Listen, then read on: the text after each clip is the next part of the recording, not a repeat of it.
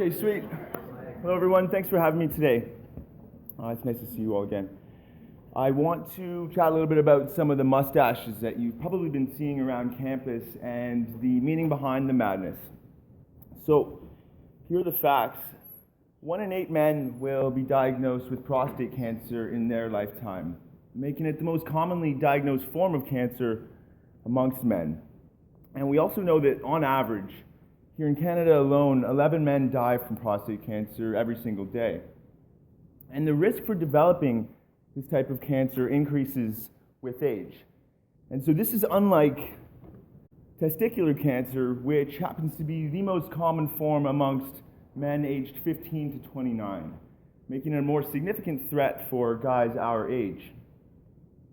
And it's estimated that every year there'll be an additional over 1,000 cases diagnosed in Canada. And this incidence has doubled in the last 50 years for reasons that aren't well understood. Now, ladies in the room, bear with me because these next two categories apply to all of us. So last year, Movember added mental health to the campaign. And this is important because 1 in 5 Canadians will experience a mental health concern each year. And this could take form through depression, anxiety, eating disorders, psychosis, and many others. But we also know that 1 in 10 men will experience an episode of major depression in their lifetime. And this is concerning because, again, in Canada alone, 7 men take their life by suicide every single day.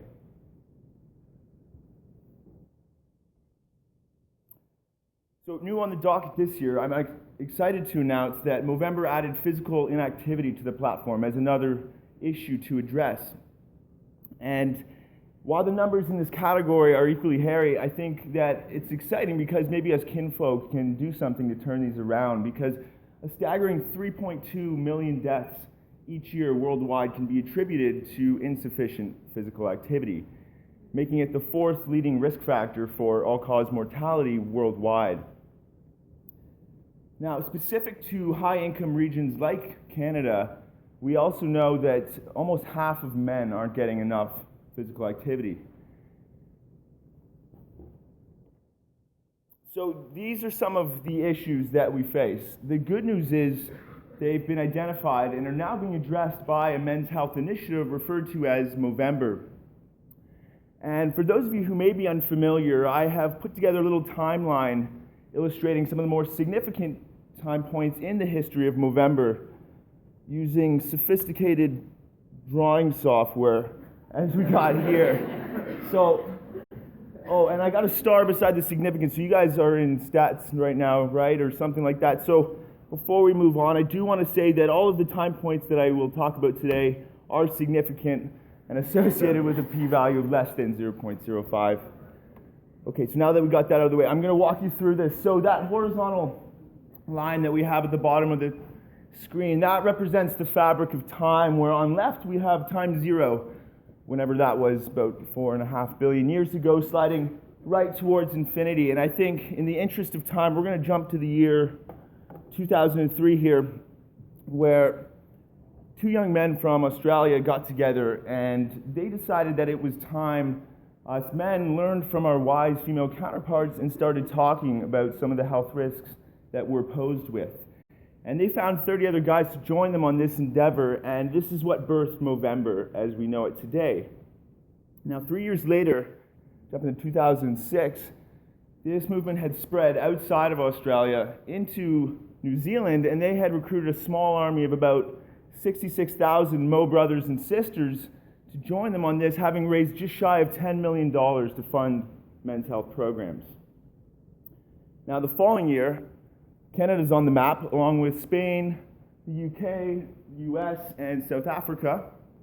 And then if we flash forward to the year 2014, Movember was ranked 72nd out of the top 500 non-governmental organizations in the world, with just shy of 5 million supporters, having raised $680 million to fund about 832 men's health programs across the globe. And we're only moving up. So the vision of Movember is to use this iconic symbol to have an everlasting impact on the face of men's health. And we do this by sporting a mustache for the month of November and using its undeniable presence to stimulate conversation and raise awareness about some of these issues. Now, Movember has come up with 5 strategies to do this, but essentially the idea is to facilitate global collaboration to come up with evidence-based approaches to understand, promote, and advocate for men's health, essentially leading men to take action to be well.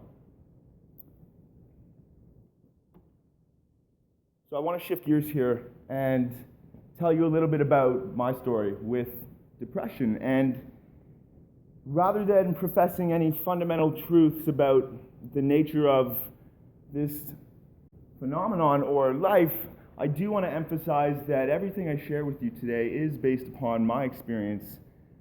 But if you or someone you're close to experiences something similar, know that you're not alone in this, and there's always reason to hang in. So I began working with depression about 5 years ago, and in my second year of university. But I didn't say anything right away. In fact, I waited about 2 years to seek help. And this is the kind of thing that I don't want happening to anyone else. For me, depression manifested itself through a lack of pleasure and excitement and less energy and motivation to do things that I once cared about. And there's a TED Talk by a man named Andrew Solomon, and he said that depression is not the antithesis of happiness, but rather that of vitality. And this resonated with me because I think overall my experience of depression could be summed up as a reduced interest in my own life. And this was a little bit confusing to me at first, when it first began, because I had heard of and known of depression, but I think, like a lot of people thought, this couldn't be the case for me. I was outgoing, I did well in school, I played sports, I'd always ate well and stayed physically active, I had really supportive friends and family. And in general, disease is something that someone else, somewhere else gets, right? You never think that would be you. But it soon became apparent to me that things were different. Something had shifted, and I wasn't okay. So a couple years after this began, I spoke up. And this was after my girlfriend and I at the time, when we broke up, and we dated for quite some time all of a sudden it was acceptable for me to say something, because now I had like a reason, and while in retrospect I think this thinking was flawed, it encouraged me to seek help. And I learned that I had indeed been experiencing symptoms of depression, despite what I once thought, and that this condition wasn't totally unique to me. And while it didn't go away right away, this was comforting, and one of the better things that I've done. And so from here, I began treatment, and this was a little bit uncomfortable for me. I think largely because of the stigma associated with this kind of health, right? This kind of health that we can't see. It's hard, it's less tangible, it's harder to quantify, but it doesn't make it any less real. And I thought, I'd never been resistant to addressing any other kind of medical condition in the past, like a fracture with a cast or an infection with antibiotics. So, how was this any different? And so, for me, I began what's called cognitive behavioral therapy. And this involves examining habitual thought patterns and their associated feelings and emotions, and trying to decipher, which ones make sense, which ones are serving, and which aren't. And this also involves talk therapy or counseling. And this is a beautiful thing, because articulating your thoughts to another can be an incredibly insightful experience. I'd learned things that it helped me to achieve a sense of clarity that I wasn't able to attain on my own. Because I think the problem with thinking things over in our own heads repeatedly over and over is that sometimes, at least for me, I have a tendency of a negative bias. it's been suggested that maybe this is how our brains are hardwired. And although it's helped us to successfully evolve and survive over millions of years as a species, it's not always to our best advantage, especially when working with things like anxiety or depression.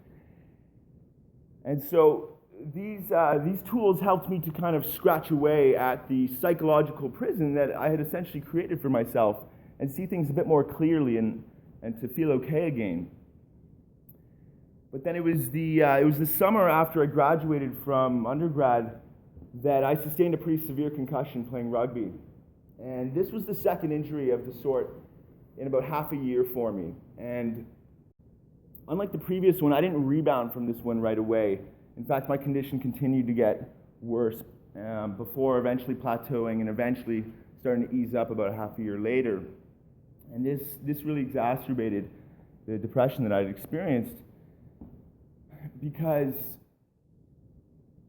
now I wasn't able to exercise to balance my mood or be a part of a team that once brought me a sense of community, or even be in school, in a stimulating environment around like-minded people, as I had to defer the start date of my master's. And so this was challenging for me. But what I ended up doing was I ended up relocating. I needed a change of scenery. And so I moved to Guelph to move in with my grandmother, who at the time had fell and fractured her hip and wasn't able to live alone.